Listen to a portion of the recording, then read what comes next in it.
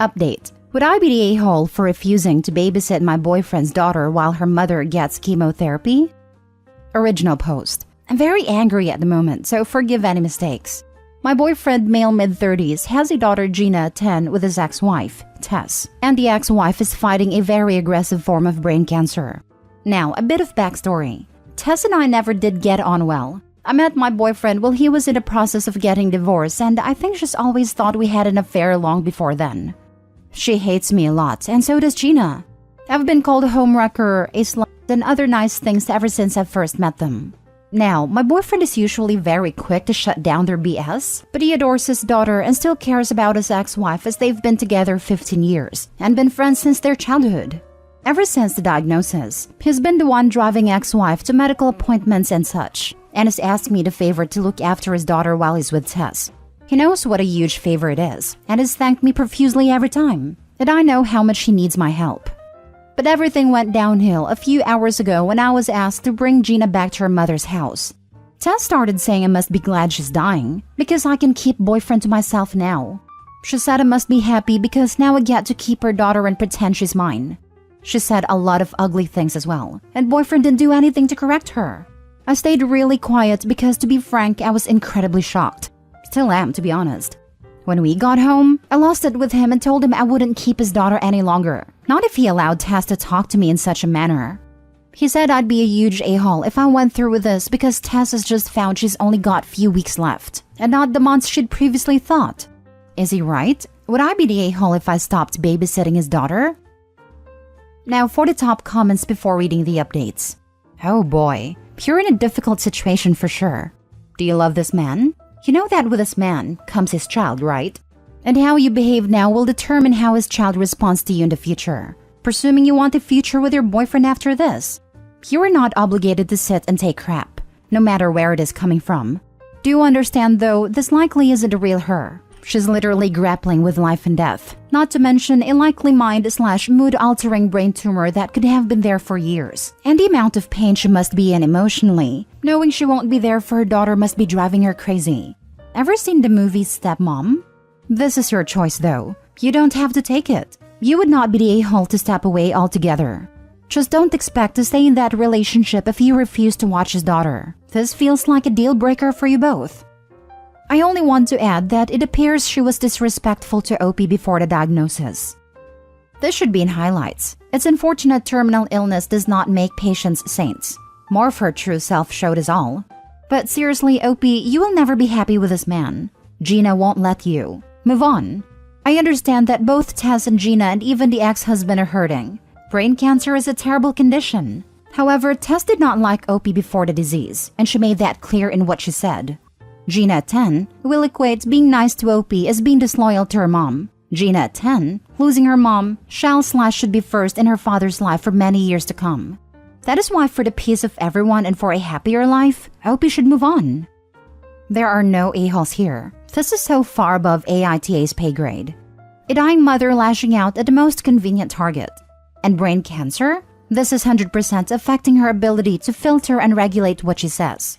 A partner watching the mother of his child, someone he once loved, die. He's with you and doesn't want to make this harder on anyone. A child caught in the middle of all this. And you, with your very valid feelings of being unfairly treated. You need to find a grief therapist now. One that you can talk to, one that boyfriend and daughter can go to. This is going to be a very rough ride. No a-holes here. Nope. Boyfriend is definitely an a-hole for not standing up for her and allowing that kind of treatment. Tess has been rude even before she found out she only has a few weeks. Tess has an aggressive form of brain cancer. I presume she had a tumor or granulomas before she was officially diagnosed. Maybe for a long time. I know AITA is the place to come for snap judgments and moral desserts. But a person with brain cancer is not the enemy you want her to be, even if she was aggressive before her diagnosis. Not the a-hole, but I don't see your relationship surviving much longer. I would nope out of that toxic mess. Boyfriend is numb and has no boundaries. Stepkid is using you as an emotional tampon. And the ex, if she passes, you will be fighting a ghost with an angry preteen. Save yourself, Opie. Healing wishes to all. Edit/update. So, thanks. I've read all your comments and thought about all the points you made. I will continue to look after the kid. To be honest, I think I never had any actual intentions of stopping. In my anger, I just wanted my boyfriend to listen to me for a moment, and I think I need to have a chat with my boyfriend. I haven't seen him yet since the fights because he's had to go back at his exes shortly after. We'll see. Maybe I'll do an update once things settle down. Thank you again. I really appreciate your help. Edit. Thanks for taking the time to share your opinions, folks. I am very surprised and grateful and appreciate everyone's insight. I'm a bit more level-headed at the moment, so I'll take the time to expand on some points I've seen brought up in the comments. No, my boyfriend and I did not have an affair. I can't believe I have to say this. Their divorce was almost finalized when we met, and the reason they divorced was that they'd been growing more and more distant, to the point where ex-wife had an extramarital affair and boyfriend didn't even care. I trust him because he's shown me again and again the truthfulness of his words. His daughter was always going to be part of my life. I knew that since the very beginning. My boyfriend and his daughter have always been very, very close. We sat down a while ago, after ex's diagnosis, and talked it out. There was no doubt his daughter was always coming to live with us after his mother's death. And one thing, I love my boyfriend, and so I care deeply about the people he loves too, which include his daughter. I care for the kid a lot, and have tried and was always going to keep trying to build a relationship with her. It's the daughter who wants nothing, and I repeat, nothing to do with me. I am under no delusions about what our future will be like. The kid has always been my boyfriend's priority, and rightfully so, and I know she's going to need her dad a lot after her mother passes. I also know my boyfriend is going to be grieving heavily, and was ready to support him fully. My boyfriend was able to just stand there and watch as his ex-wife spouted so much anger and sheer hatred at me that I was struck dumb about. I have never seen anything like it, and he just stood there, watching me in tears as this woman kept yelling and yelling. He didn't do a thing, not even guide me out of the room. It felt much like a betrayal, to be honest, and the fact that he was not even a bit understanding afterwards has made me reconsider pretty much everything. I'm sorry, but I cannot excuse completely ex-wife for her past behavior. Boyfriend says she's always been very headstrong and jealous, and he never found anything weird with her. But her behavior started changing around 6 months ago, and we all started noticing then. Now for the full update. I don't know whether someone even remembers my original post, but I received lots of great advice in the comments, and I figured I owe you guys an update. Lots has happened in the meanwhile, so I'll try to keep it short. First, I sat my boyfriend down for a chat as soon as I saw him again, which was the day following our discussion. He agreed that we needed to talk, and told me he was sorry for calling me an a-hole, that he had been so much in shock that he hardly even remembered the whole fight in the first place. I told him I could understand that, and told him I love him and wanted to be there for him and support him throughout this ordeal. I also added, though, that I would need him to be able to stick up for me in the future, even against his daughter, who would be grieving and in a lot of pain. I told him to think about it and let me know, and also said that I would keep his daughter for as long as he needed me to, independently from his answer. He then asked me to marry him on the spot. No ring or anything, but he was crying and it was very sweet. So now we're engaged and relatively happy. Second, Tess passed away a week later. I followed your suggestion and didn't see her again. Gina is living full-time with us now, and I have what I think are, if not good, then hopeful news. 10 days after her mother's death, she broke down in hysterics because she wanted her mom. It was an incredibly sad moment. She kept yelling insults at me and crying and again yelling at me. I was in tears because seeing a child in that much pain is truly heart-wrenching. So I intervened before my fiancé could say anything, told Gina that I couldn't bear to see her so distressed and that I would go stay with a friend until she felt a bit better, that I loved her and just wanted her to be less sad. She ran to me, hugged me, and begged me to not leave her. We cried together, and I think we might be on the road to healing. That is to say, thank you Reddit folks for your feedback. You're awesome. So happy to read the last paragraph of your update. It's incredibly sad for all of you. And after what Taz put you through, even though she must have been very distressed to be dying, leaving such a young kid without a mother, you're incredibly strong and good to the core to still handle it the way you are. I hope you manage to build a strong relationship with Gina and have a happy marriage. Not to mention that it was brain cancer, which, like memory loss illnesses, affects a person's personality as they degrade and the disease progresses. I feel so bad for them that they may never know if those words were the disease or how she actually felt. Both are awful. In her original post, Opie covers that. She said something along the lines that Tess didn't like her and made it known to her, accusing Opie and her boyfriend, now fiancé, of having an extramarital affair since they hooked up at the tail end of Tess's and the boyfriend's divorce. It wasn't until 6 months before the post that Tess got malicious about it, and it was just a short while later that Tess was diagnosed with a brain tumor. So it appears that Tess always felt that way about Opie. The cancer just exacerbated it. Opie, please check if there's a kid griefs group in your area. It helps many kids to realize they are not alone in this. And if she wants, make sure she has a good picture of her mom in her room. Make sure she knows she can talk of her. And look that she gets enough mementos of her mother. Sometimes women have different thoughts about what they would like to have from their moms than men. Better keep few things more than not enough, if possible. Good luck to all of you. I second this, and I'd also like to recommend you look into something a little more alternative like art therapy if it's available, and if she's maybe slower to open up. I did art therapy as a kid when some rough stuff happened, and it was immediately helpful. And I've also known people who got a lot out of things like equine therapy. Kids sometimes need a slightly different approach. It might take a little time to find what jives with her, but it's worth it. Last story. Am I the a-hole for not asking my sister if I should adopt? This will require some backstory. I, 27 female, and my husband, 26 male, have been married for a little over 3 years. 2 years ago, we began trying to get pregnant. We then moved on to attempting to get pregnant through fertility treatments. When none of this worked, we decided we wanted to pursue adoption.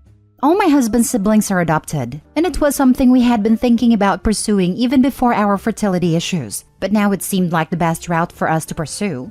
We did lots of research, including attending seminars and contacting multiple different agencies.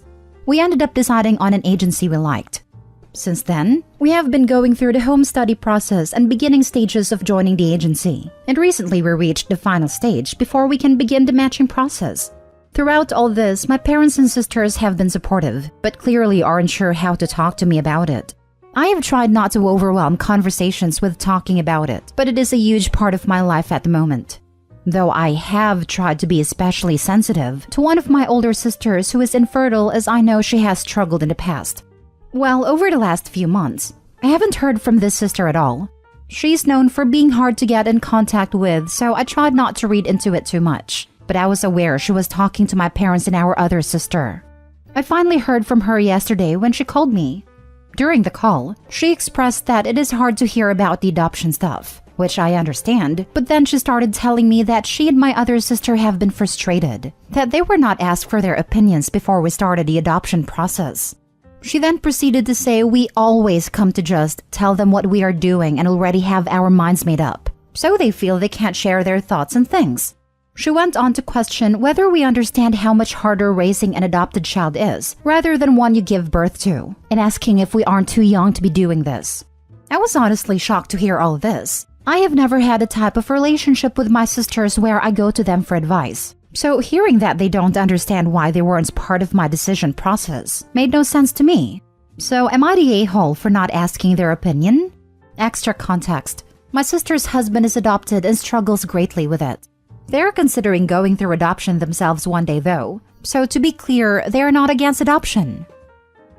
Now for the top comments. As an adopted kid myself, and I almost never see people actually listening to adopted people when this topic comes up, your sisters are absolutely delusional. And honestly, probably not very good people.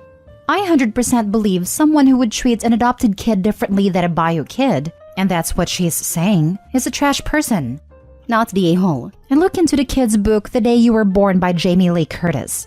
Fantastic kid's book about adoption. And never lie to your kid about where they came from. Never get weird if they have questions about their bio family, etc. Thank you so much for the book recommendation. I will definitely get it. We would never lie to our future child about their adoption. It is a part of their story, and they have every right to know. Adoptive parent here, and I just want to jump onto Pineapple's excellent comment and help reinforce it.